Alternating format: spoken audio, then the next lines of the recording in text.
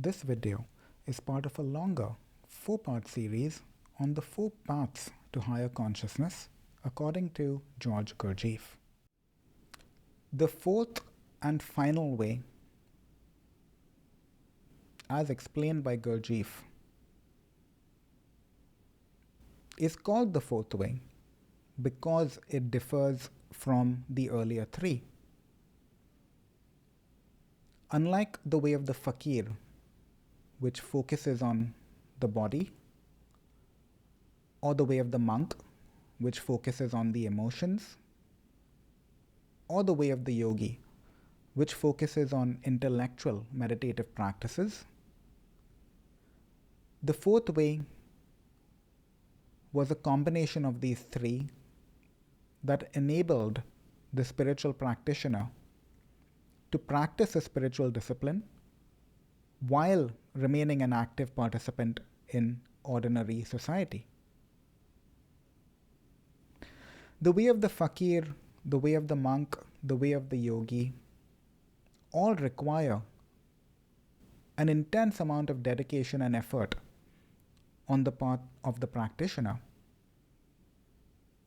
Very often, someone aspiring to be a fakir, or more commonly a monk or a yogi, would feel the need to isolate themselves away from society, meditate under a banyan tree, or move off into the mountains and isolate yourself so you could devote your time and attention upon your spiritual discipline and practice. Gurdjieff introduced the fourth way as a practical combination of the earlier 3,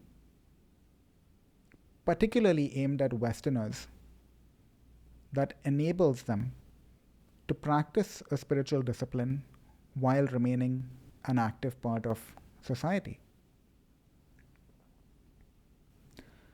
This practical idea of a spiritual discipline while maintaining one's social duties is not new in the East, where spiritual teachers have long offered spiritual practices to ordinary people termed as householders, practices which enabled them to maintain progress on the spiritual path while remaining active participants in everyday life. A good example in India of a person who managed to balance spiritual practice with ordinary worldly goals was a man named Nisargadatta Maharaj. His work has become immensely popular in recent years, and you can find lots of YouTube videos and documentaries on his life and his teachings.